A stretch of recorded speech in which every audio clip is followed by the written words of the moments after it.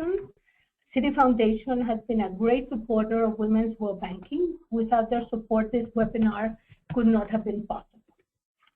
A few words about Women's World Banking. Women's World Banking is a global nonprofit dedicated to providing low-income women with the financial products they need to achieve security and prosperity. Over 1 billion women around the world don't have access to the most basic financial products you and I take for granted: a savings account, insurance, or a loan to grow her business.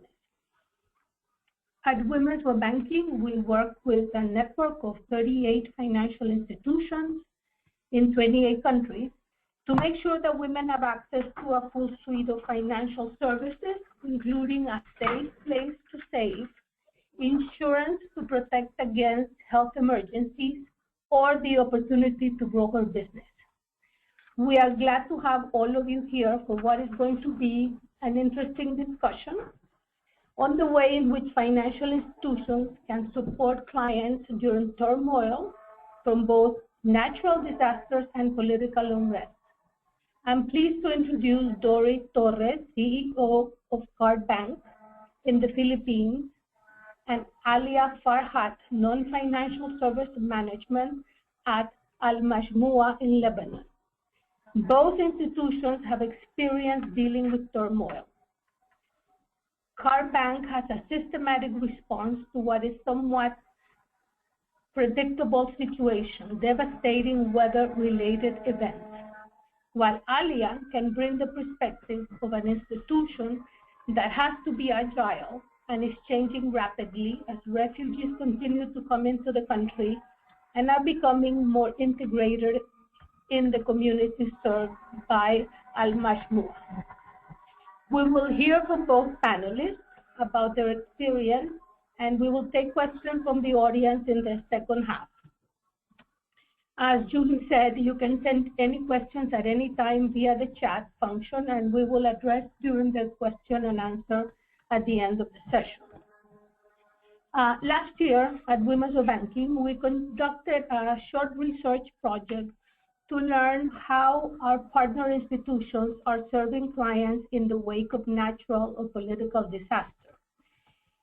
We wanted to better understand what financial and non-financial services clients need most during moments of crisis, and how are financial institutions meeting some of these needs. What products or support are financial institutions offering, and what are the challenges for an institution providing this kind of support? Our hypothesis was that there was an opportunity to support financial institutions, but we weren't clear on what that support might be.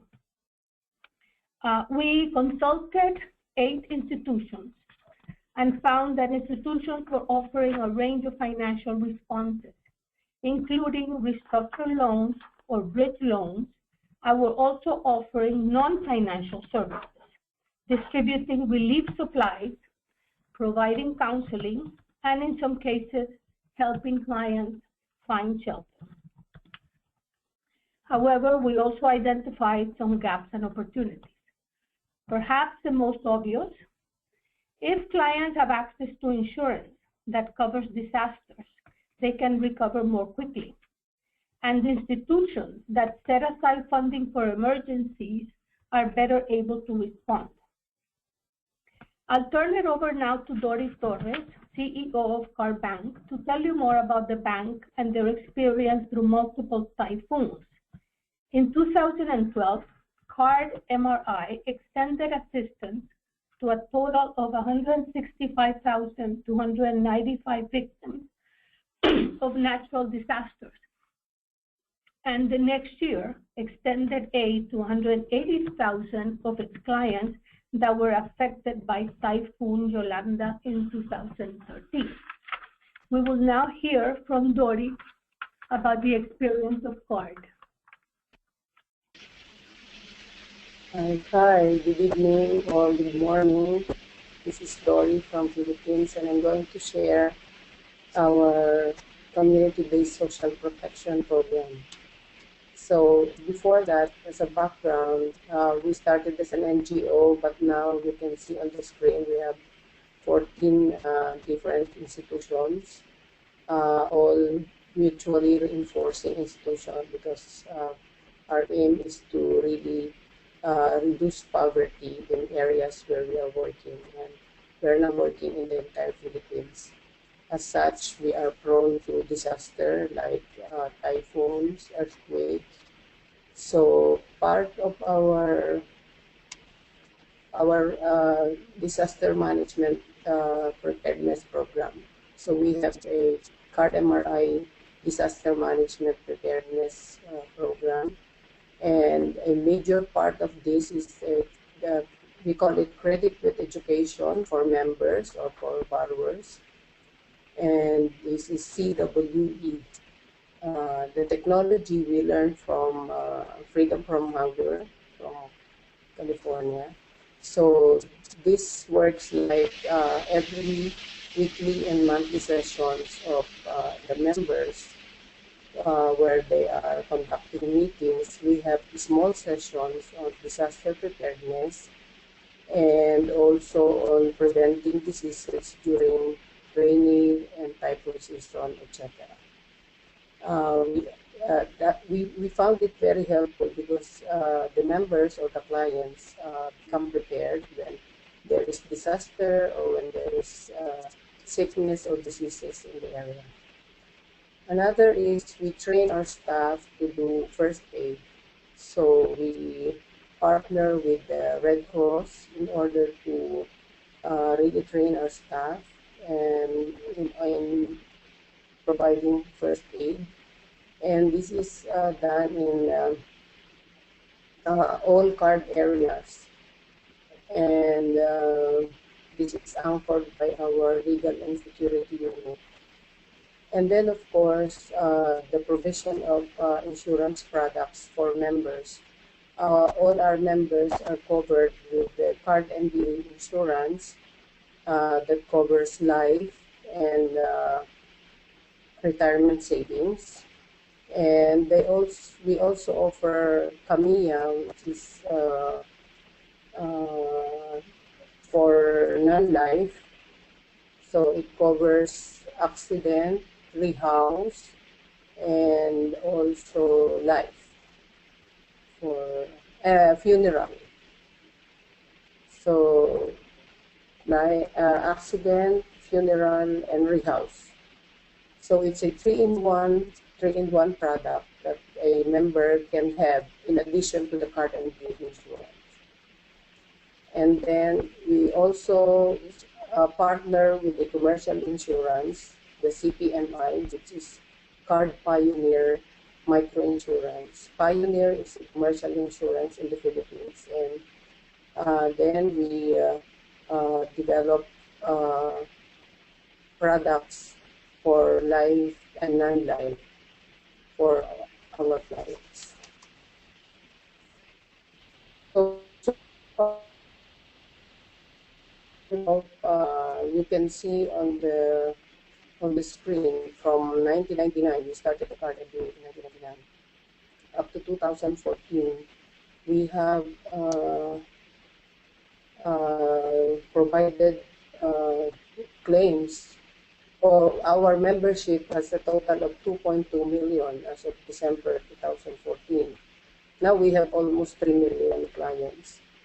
And in terms of claims payment per year, you can see on the screen that in total we have provided 223 million pesos in claims. The biggest is the 690 million in 2014, and that's when Typhoon Haiyan or Typhoon Yolanda struck Philippines. And so the cumulative payment that we have made to our clients, including some non-member clients who availed of our CAMIA 3-in-1 insurance, is a little over 3 billion pesos already. So in terms of the 3-in-1 product, where during the initial years, the cost is 250 pesos per year. And then for the 2014, it was a mixture of 250 and 450. So the coverage was adjusted a little bit higher. And so this is the claims from 2007 to 2015 that we have been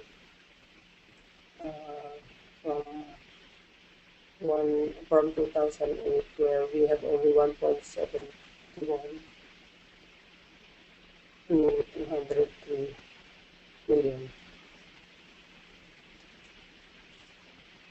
So, in addition to that, in addition to the assistance where we provide insurance, we also have a card MRI disaster relief assistance program.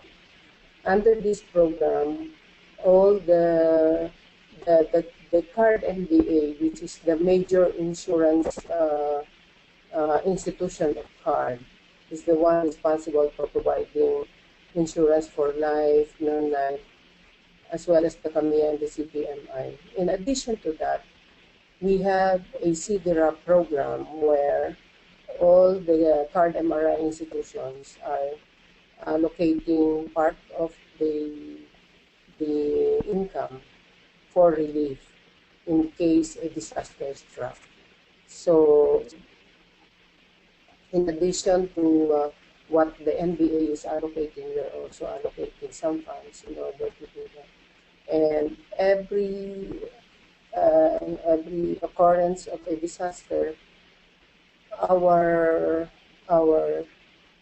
network is being mobilized right away, or even before. When there is an announcement, there's already mobilization happening. When the disaster struck, then all networks are working, packaging, and distributing on the first day of disaster, or as soon as all the staff can go to the field or can go to the affected areas. You can see staff who are riding on the cover of a refrigerator when there is flood in order to deliver the CDRAP bags that contains rice, water, bread, and some basic things like medicine also that is given to card members. So that is a regular activity that we do for every occurrence of a disaster. And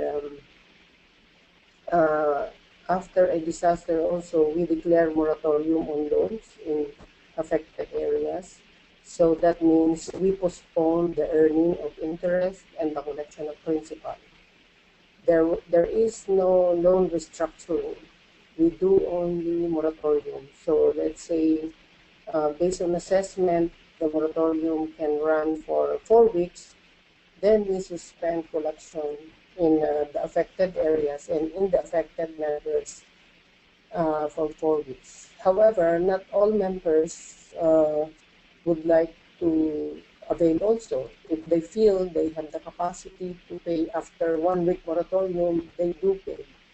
Because if they avail of moratorium for, let's say, 4 weeks, then their loan payment will extend for another 4 weeks. Instead of finishing on the maturity, they will have to pay for the next 4 weeks. So if they don't want to do that, then they only avail of 1 week or 2 weeks, and after that they pay regularly.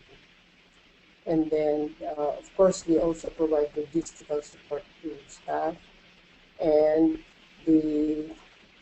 this results to very quick turnaround of operations. Like when we experienced the Yolanda in summer in Tacloban, members availed only of 2 weeks moratorium, and on the 3rd week, many of them have been paying their loans, and they were able to really develop or recovered quickly from the calamity.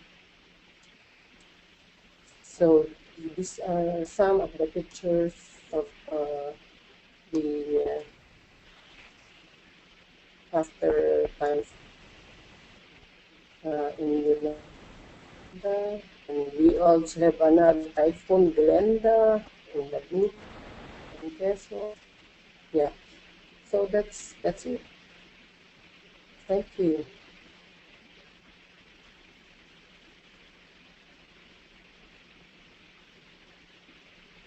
Thank you, Dorie, for sharing with us the experience of CARD and your strategy to manage natural disasters in the Philippines. I was just, with all of the work that you have been doing for all of these years, but are there still challenges that you face or that worry you should the next disaster strike? Things that you feel you could have expand or do differently? I think what we have experienced has really been, has proven to be like a proof of the mutually reinforcing institutions, because as I've said, the CARD MBA is the major insurer of the the clients, but in just like in Yolanda Typhoon, when almost all of the reserve for CDRAP of the CARD MBA has been expended, has been utilized, all the other institutions of CARD, like CARD Bank, CARD NGO, CARD SME Bank, RRB, and and the different institutions really contributed the money or funds in order to support the ongoing rehabilitation in Yolanda affected areas. So I think we will be continuing that.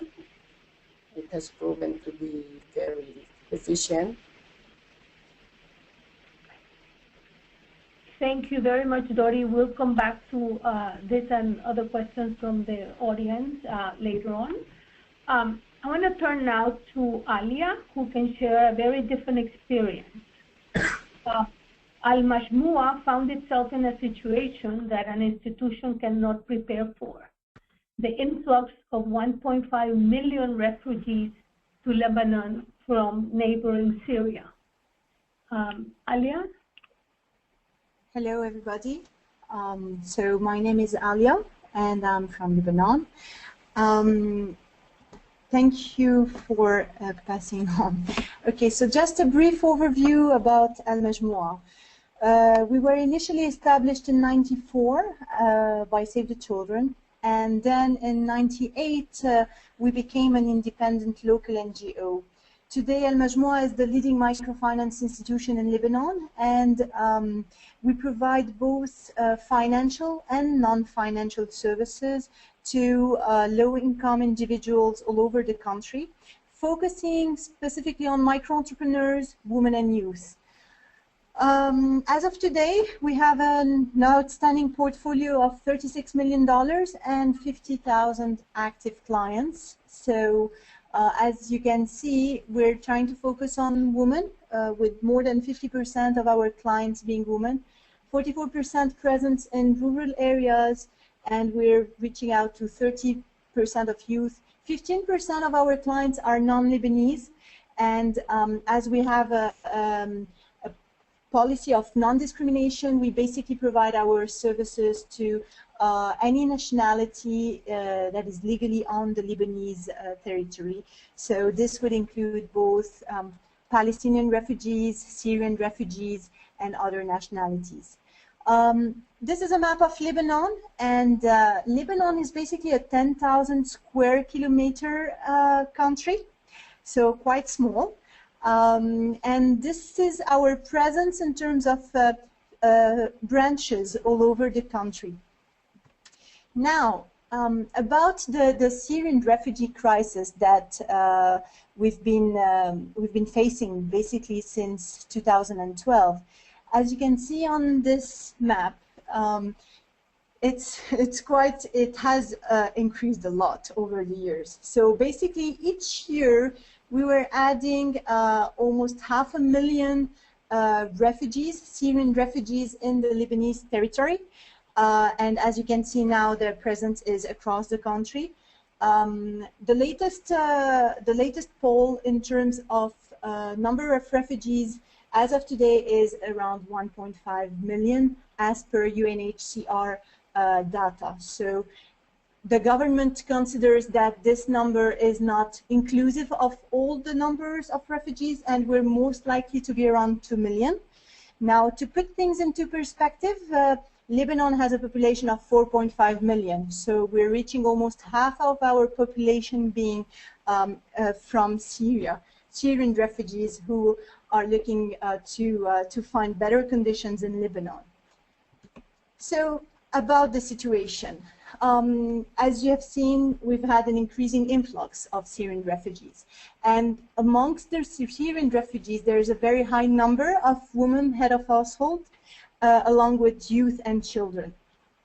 So the situation lately has been going towards a decreasing in the funding support from the international community. Major international organizations, including UNHCR, UNICEF, but also organizations like the Red Cross are seeing their funds decreasing, and accordingly the social and economic vulnerability of the refugees is increasing. Another challenge that we're also facing is social cohesion issues between the Syrian refugees and the Lebanese host community that has been showing more and more in the past months. So just a couple of photographs. There has been a lot of settlements that has been dispatched all over Lebanon, and we have a good number of the refugees who've registered with UNHCR so they can benefit from a relief and support. However, it is not enough. So, what have we been doing at the level of Majmoua? As Majmoua provides both non-financial and financial services, it was a competitive advantage for us to have the non-financial services. In the last year, in 2014, we were able to support 13,000 Syrian refugees with a percentage of almost 85% of women refugees through different services. So technical skills training, or how to give some technical skills to a woman so she's able to start a small income generation activity. Trainings on entrepreneurship, start your own business trainings, some financial education, and specifically financial education around household budgeting and how to better use the scarce resource that you may have when you're a refugee.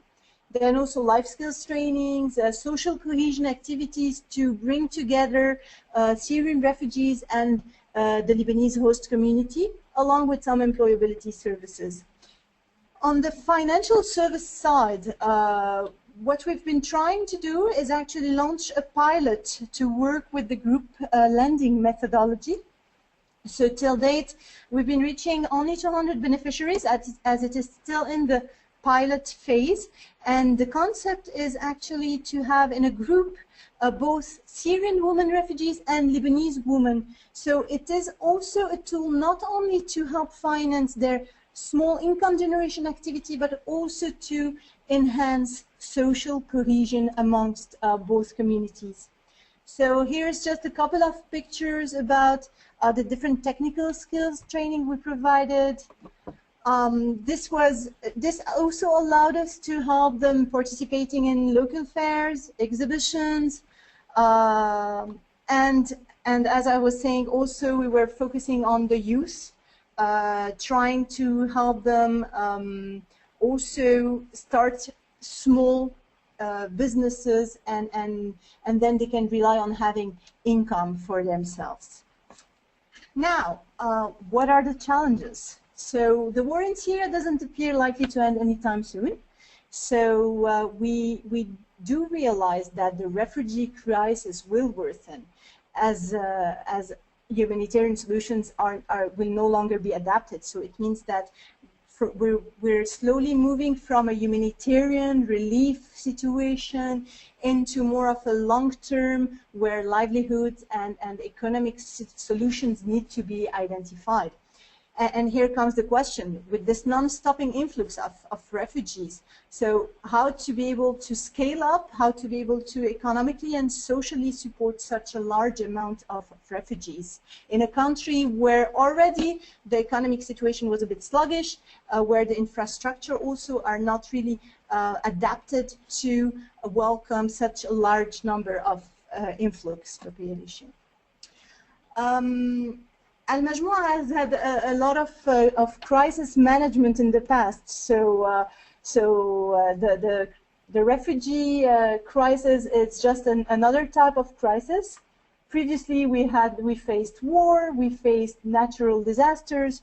So, but if we want to give an advice when we're facing such situation, first of all, definitely consider opportunities. It's true that we are microfinance organizations and usually focusing on microcredit. However, whenever such crisis situations occur, it is an opportunity to grab. And for us, for example, this time it was to focus more even on livelihoods and enhance our non-financial services. Before getting into any kind of action, definitely we need to explain to our staff why we are positioning ourselves in the crisis management. For example, with our own employees, we told them this is a social crisis, it has an economic impact on Lebanon, it will have an impact on our clients, and as we are an economic and social development organization, it is part of our mission. We have to answer this call, we have to be present and try to find solutions. And then what is also important is when you get the buy-in internally with your staff, you have to deliver a very clear message to the community about the role of the organization. Because whenever we're going to be involved in relief, humanitarian or non-financial services, grants, toolkits distribution, we have to make it very clear that this is a different line of action than our regular microfinance business. So this is in a nutshell what I wanted to share with you, and I'm available for any question. Thank you. Thank you very much, Alia, for sharing with us the experience of Al-Majmoua. There are many questions that are coming up, of course, but I wanted you to share with us a little bit something about what are the tensions that arise between, let's say, your current clients, so, you know, the Lebanese people and the refugees, because this is a different type of crisis. When you, in addition to the crisis of the refugees, you have the internal situation of bringing new people in the country, you know, into a small country.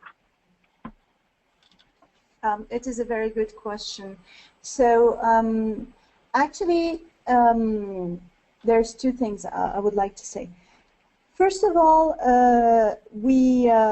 we explained to our beneficiaries what will be the scope of our action, and that the support we would provide in terms of non-financial services or financial services will not be in the frame of a direct competition between the Syrian refugees and the Lebanese entrepreneurs.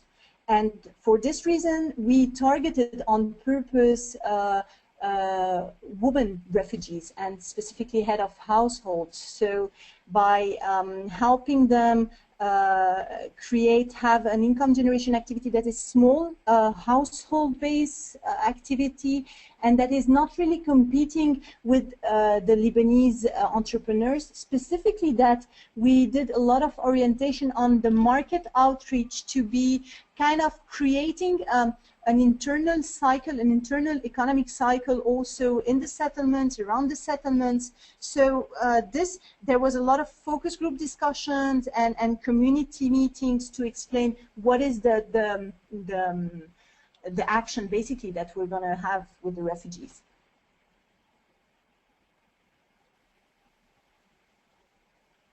Alia, I mean, this is open now for discussion. If there are any questions from the audience, feel free to.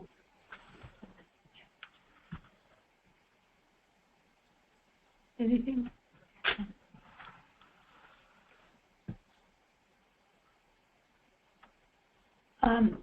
Okay, Alia, since we have you right now on the line, going back to the challenges, what's next for Majmoua in terms of preparedness?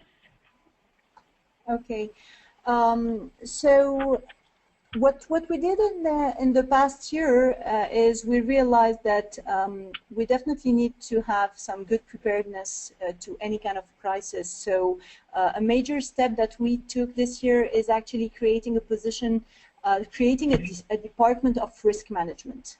And this department is definitely going to be able to help us a lot to identify the preparedness, to have business plan continuity, to classify the different actions that could be done depending on the different external risks the organization may face. Okay, interesting. Dorie, I was thinking in terms of, I know you mentioned that the importance of the mutually reinforcing institutions of CARD, you know, the big holding company, and how that was able to allow you to, you know, to offset some of these huge challenges that you have experienced in the Philippines. Now, but thinking about that, in addition to that, how do you offset the cost of these programs? I mean, being ready for the situations and keeping your institutions running and functioning. Yeah. We have the different committees, disaster management committees for every institution, and for whenever a disaster or crisis is struck, the different committees are automatically activated and they do their function. So the communication flow, who is responsible for this, who is gonna be accountable for this, are all activated, and everybody moves as part of the functions and as part of what we have envisioned for us to work together. Even the chairman and the managing director has his role, and he really performs that by going to the affected areas and making sure that all the leaders and members of the communities are performing well. And at the members' side, there are also groups like committees that also help in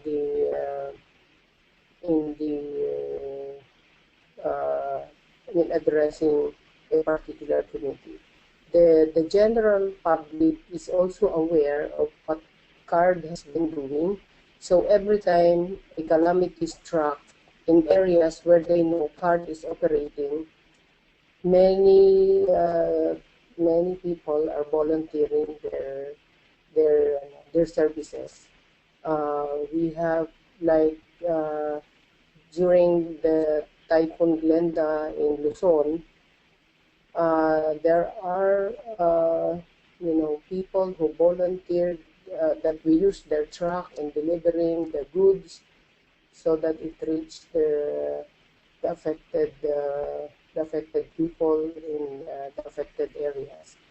So the mutually reinforcing is also being seen by the public, and the people though they are not members, are also motivated to provide their services because they see how CARD is acting swiftly for every calamity that struck any parts of the country. Thank you, Dorie. We have numerous questions from the audience. We'll start. Hopefully, we'll get to some of them. I think to both of you, what suggestions or recommendations do you have for the international aid community? This is coming from Sarah Murray from Mercy Corps.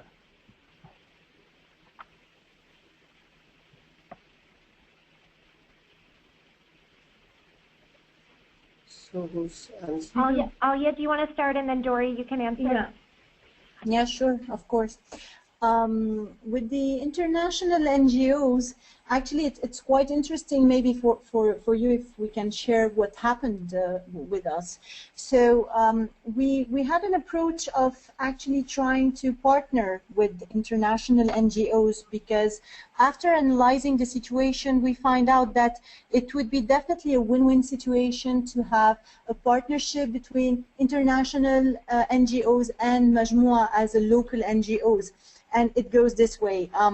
We were able to develop a lot of partnership with Save the Children, with relief, international relief, rescue. So, and the idea is we were able to bring to the table the community outreach, the local expertise, the knowledge of the community, and because Al-Majmoua is a reputable and recognized NGO, so it was easier for us to reach out to the beneficiaries and get their buy-in from both the refugees and the Lebanese host community to provide some services.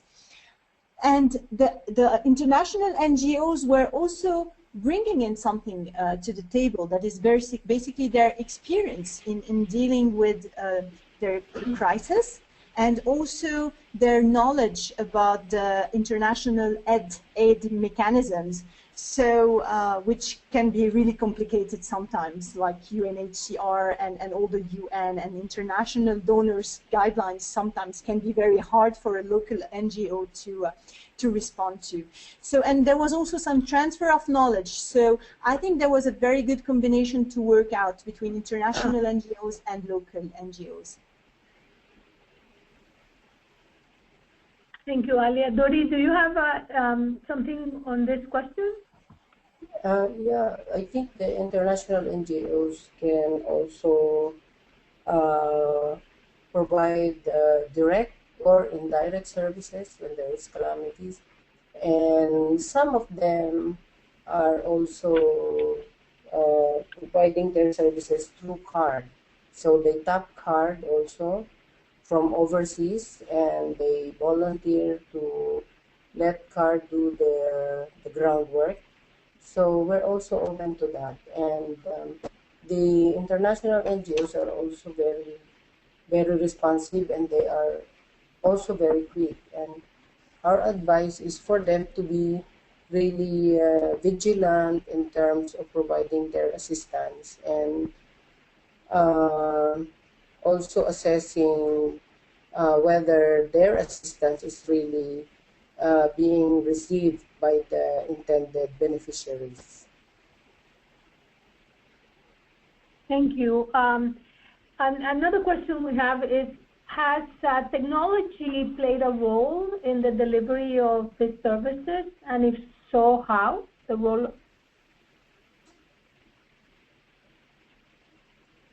Can I answer? Sure. Yeah. So in terms of CARD experience before, CARD has been doing everything manually. But now we have partners already, and for example, we have partners with supplier of medicine, supplier of other goods and services that we need whenever a calamity is struck. So we can do the order through online, and they also help in repacking. So we just order ahead of time, if there is an announcement of typhoon, we have orders already, we place orders already, and the supplier will be the one to repack and deliver to the areas affected. So in that case, technology has really played an important role in making our work efficient, because before we really do it manually, everything,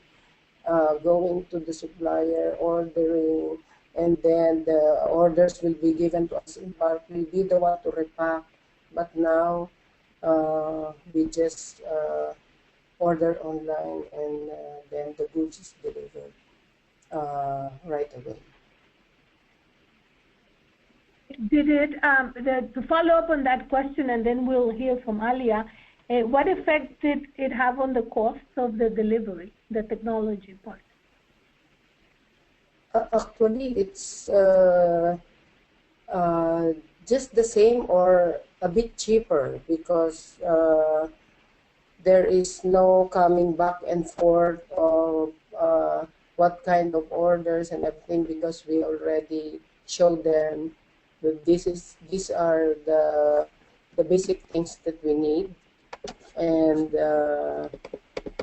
we showed them sample and how it is packed. So it was, cost effective, in fact. Thank you. Alia, do you have any comments on the use of technology in the delivery of services?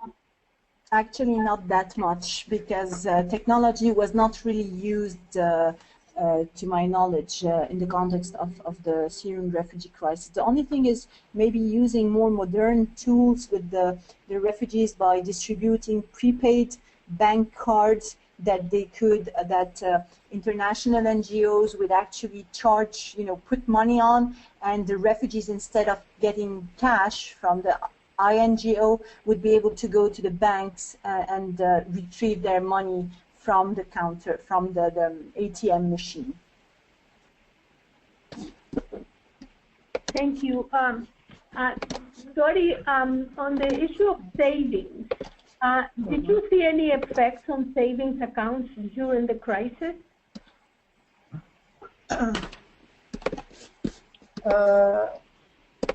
Actually, during the Yolanda, we're expecting that for many months our clients will not be able to save, because their house were washed out, their businesses were gone. But because when the clients, to our surprise, when the clients received donations and cash from various institutions and groups, they don't have a house to keep their money that they receive as a donation. They don't have materials to buy, because there was really no supply for a time. So they, on the third day, fourth day, they are coming to card. We're not yet operating because of the disaster, but they really requested our staff, please take this money, keep it for us as our savings, because we don't have a place to keep them safe. So many affected members really come to card and deposit the donation that they got. So instead of our savings being decreasing, it increased during the Yolanda typhoon. But of course, after the situation is stabilized, that's the time they withdraw. But they withdraw only the amount that they need to rebuild their house, and then when their business is ongoing, they also return the savings. So there was really no big decrease in the savings. It stabilized very quickly. Okay. This is a question actually for both of you with different perspectives in a way. How do you deal with the logistics, for example, of no documentation? In the case of cards, for example, serving only clients maybe in communities will also contain non-clients, or in the case of Al-Majmoua, what are the logistics when it comes to Syrians starting businesses or income-generating activities? And what are the requirements? Whoever wants to start. I don't mind to start. Go ahead, Alia. Okay. So basically, whenever a refugee person, so a Syrian refugee, would like to start a small business or even take a loan, the process is very clear. So they're filling in, their application. We are helping to identify which training sessions they should benefit from, then which we also allocate a person to coach and to help basically the person develop a small feasibility, very tiny feasibility study and taking the steps of creating the small business. And of course we do keep all documentation. Till date, for the non-financial services, we were still doing data entry on Excel. So now we're about to launch a real database where we can keep track of all the services and all the beneficiaries who receive non-financial services.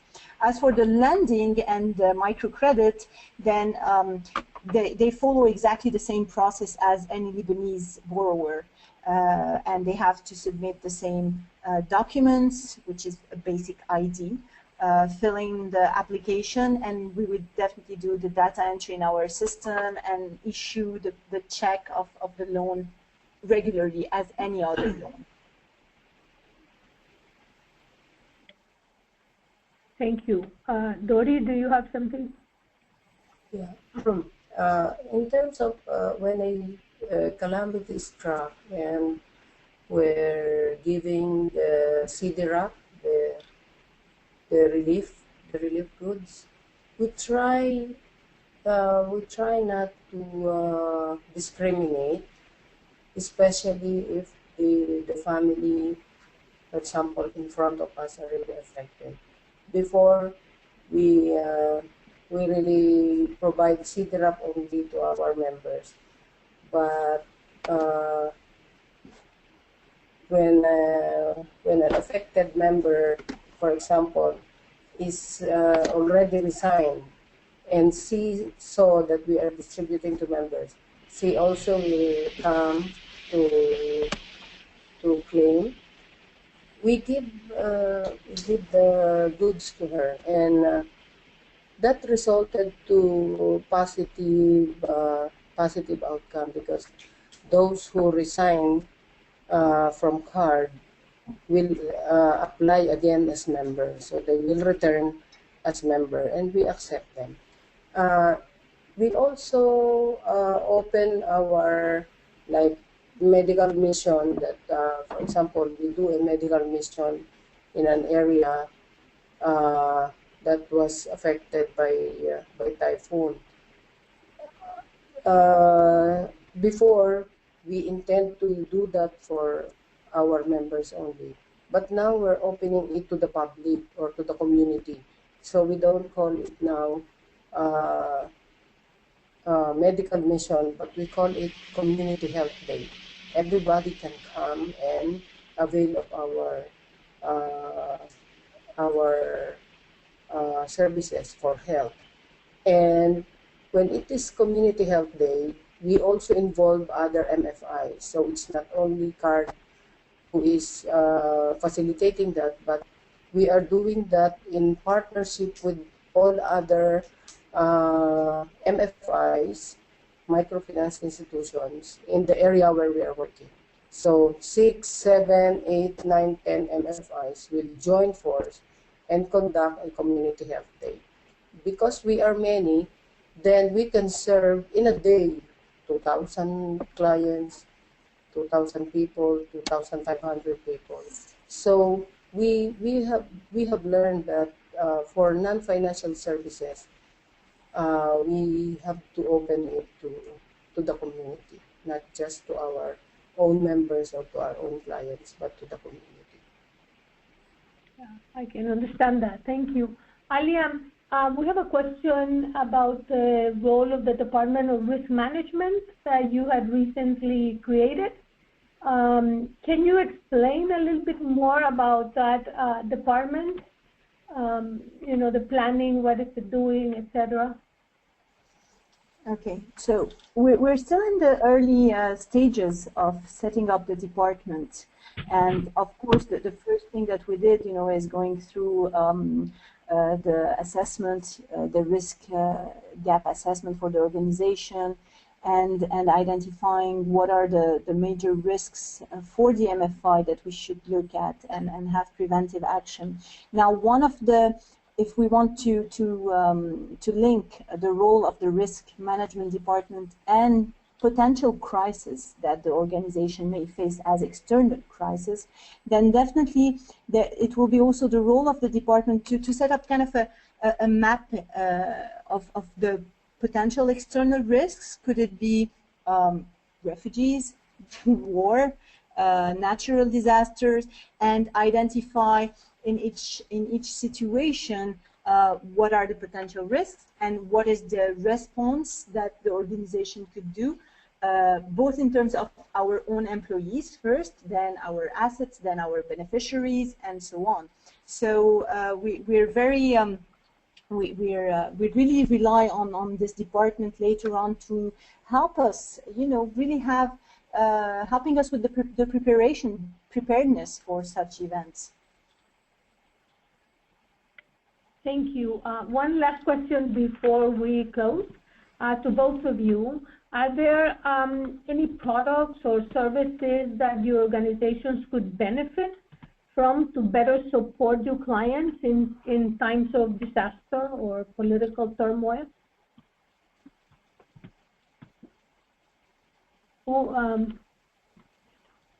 Yeah, Dorie, you want to start, and then Alia?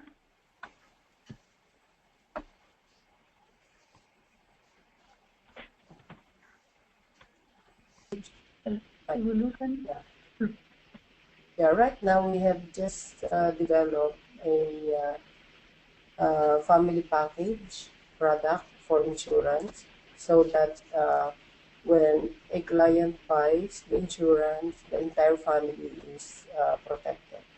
So it's called Family Protect, and it really aims to protect the wife, the husband, and 2 children. So it's a package for 4 members of a family. For it's also, the coverage is also life, for accident, rehouse, and funeral.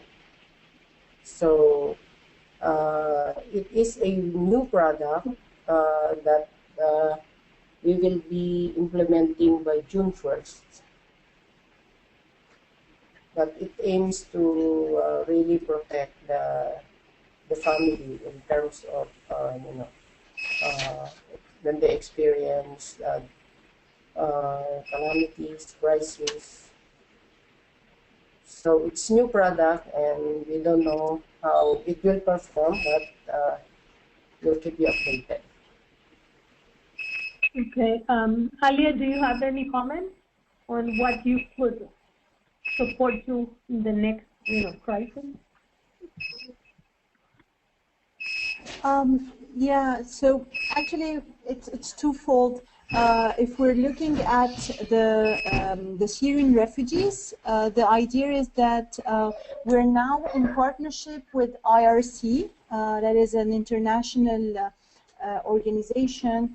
We're further developing the product, a financial product, so it's a loan product for refugees. And we're going to be fine-tuning it also around the group lending methodology to keep this aspect of the social cohesion.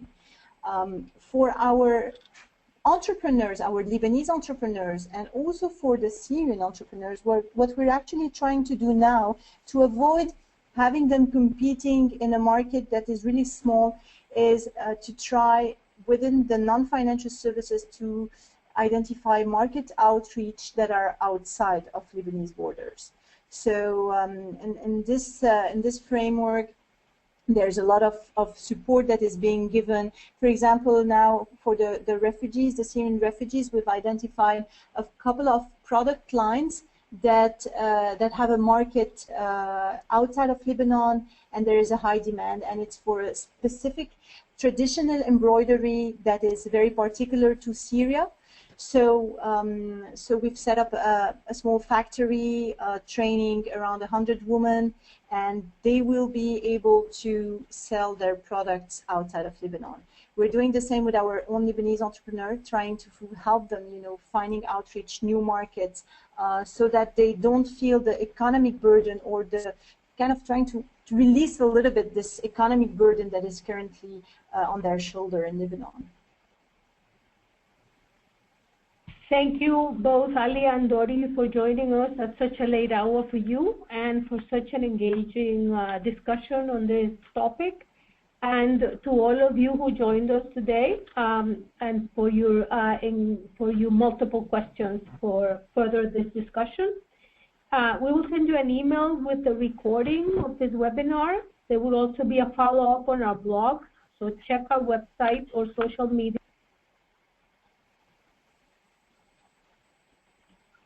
Thank you. To see what gets posted. We're sharing the URLs of each institution so you can find more information. We also urge you to support our newest initiative, Bank on Her, by visiting bankonher.org. And thank you again to Citi Foundation for supporting our research capability and the knowledge and influence strategy to help share those findings and move research into action to ensure that women have access to financial services. Thank you again, and and have a very good day or evening.